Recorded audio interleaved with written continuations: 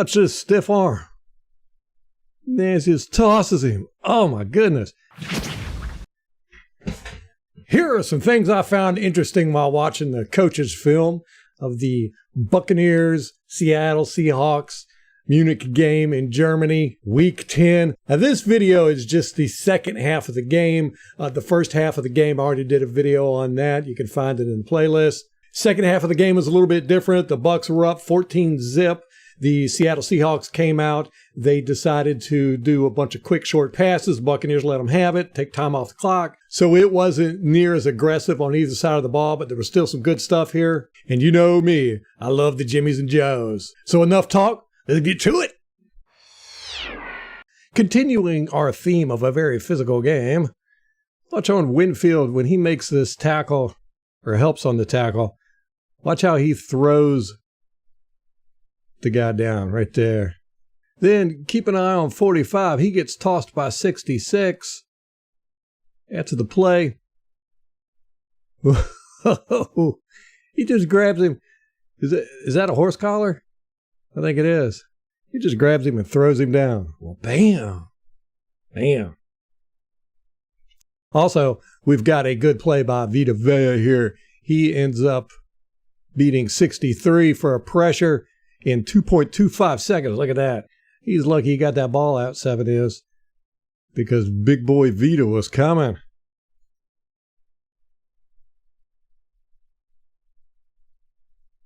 Man, I love me some Vita Vea. Now, this was completely ridiculous. Watch 76, Donovan Smith. He's holding 52. Holding, takes him to the ground. What in the world? I don't know what's going on there, but that is some blatant holding. How this ref did not see this, I do not know, but it's that close body holding. This is just ridiculous. So he's got him. Takes him to the ground, pancake. Look at it from the end zone angle. You can't see the pancake as much, but you could definitely see the holding. Look at this. He's got him. Holding, and takes him down. I don't know what's been going on with Donovan lately. He's been doing stuff like this. Keep an eye on SMB. Number 11 comes in and lays a hit on him. They have some words after this one. Wham! Whoa! Let's watch that again. Here he comes. Right here. Well, bam! What in the world? I mean, I understand blocking somebody, but good Lord. Wow.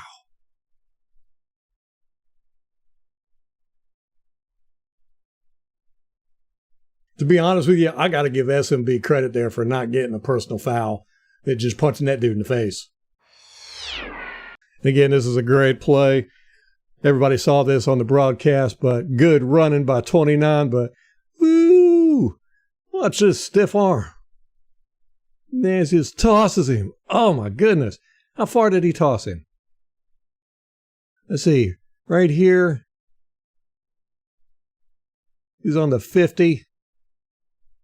And he tosses him 5 yards. See, he lifted him right here. That's a 3-yard toss. Boom. Yeah, 3 yards, man. Whoa, nice. Physical game. Whew, man, I tell you, stiff arms like that can be career enders. Buccaneers are very familiar with Chris Conte. I think the last play of his career was getting stiff-armed. It was a bad one. We'll have to keep an eye on number 6, Diggs, see if he can make it through this one. Humiliation. Tyler Lockett gets a touchdown on this play. This is a screw-up on the Buccaneers' part. If you watch SMB, he turns the wrong way right there. What's he doing? He just turns the wrong way. I don't know what he was thinking. But you've also got Winfield out here. This is man coverage. You've got one safety in the back, cover one. He's got a heck of a task because he's got 3 over here, 2 over here. He's got to choose which side to defend, and you've got quite a few deep routes.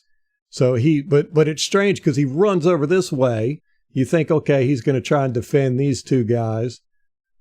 But he runs over and he goes too far over. You see, he ends up having to put the brakes on and he's too late getting back across. So that was just a screw up. And then he's upset with SMB there. He's like, come on, man. It's just strange to me how he just overran this play. I don't know where he was going. But I mean, look at this. You've got all these guys going deep. So he was really screwed no matter which way he went. 78 Wirfs gets beat by 10, but 10 gets pissed because look at this. Okay, he gets around Wirfs there. It's nice. This is a straight handoff going right up here. So he would have got this tackle for a loss if Wirfs hadn't hold him. Watch this. He grabs hold of him. He's just keeping him from going anywhere. And then 10 gets up. He is mad. Let's look at it from the end zone angle. You can get a better look at it. Here's 78 Wirfs. Gets beat right there. Grabs him, holds him. And then dude is mad. He is angry at the refs. It's like, he was holding me. Also on this play, 88 Otten, he gets beat by 51 for this tackle. This run had no chance of going anywhere. Boom. I mean, 51 had him, and if 51 didn't have him, 10 was going to get him if 78 wouldn't have held him. And just poor blocking all the way around by the Buccaneers. Marquise Goodwin makes a touchdown on this play. This is, again, man coverage. One safety, cover one. You're going to see they do a little change up. He goes this way. He goes this way, causing SMB to have to cover Goodwin. This is actually pretty decent coverage, and you get a great pass by Gino and a great catch. I mean, SMB was right there. He turns around, he sees the ball coming, gets his hand out there, doesn't quite make the pass defense. But here's what I want you to see. Keep an eye on 24 Davis. I mean, this was going to be a touchdown regardless because 24 slips and falls down. Boom. I think that's DK Metcalf. Wide open over here. Wide open. So even though this was a great touchdown by Gino, if he would have just waited 1 second, he could have seen this and DK Metcalf wide open in the end zone. For some reason, he does a rollout to the left and leaves himself exposed, and he gets clobbered by Devin White at the end. Look at this. He's got three guys coming at him, two anyhow, when he could have just stayed in the pocket, gone this way. I don't know. But watch, he gets clobbered by Devin White at the end. Bam. Now, I told you, Devin White got flagged a couple weeks ago for a hit similar to this, and everybody said it was a dumb play. And I said, well, he does this all the time. I mean, every game, he's constantly hitting the quarterback after the pass. Now, on this play, they wouldn't throw the flag because it was so close. But Devin White doesn't have a problem taking a step or two to hit the quarterback. And this is something that I think is becoming an issue with him and offensive linemen. I'm going to dive deeper into that one on a video. Now, here's the ensuing kickoff. It's 21-16 with 3:58 left in the fourth quarter. And I did not notice this, but the Buccaneers have their hands team on. They were expecting an onside kick. Now, these are all starters. You see, here's Julio Jones, Levante David, O'Keefe. 30, he is normally on special teams. Here's Winfield. But they are absolutely atrocious at blocking. They don't even try for the most part. If you look, here's Winfield. He lets these two guys go right past him. Doesn't block a single person. They get the tackle. 6 ends up doing a good block here, but it seems like by accident. This guy comes in and hits Julio Jones. Bam. But other than that, those starters did not do a lot of blocking. And this is a great play by 29 White. He's just, he sealed the game with this play. We needed a first down to run out the clock. Boom. He's got it. And this is a great, great play by him. And this is one of the differences between him and Fournette. White is able to get in the holes. I mean, he could squeeze in. Now, I wouldn't say there's a running back controversy with Tampa Bay, but there's a running back controversy with Tampa Bay. It's up to me. Keep them both going. I like competition, and it seems like Fournette does very well with somebody nipping at his heels. If you look right here, there's nowhere to go. There's nowhere. You've got this guy coming in. You've got this guy. You got these two guys. I mean, everybody is looking at this. There's nowhere to go. 29, he sees a little hole right here. Little hole. And he has to actually jump.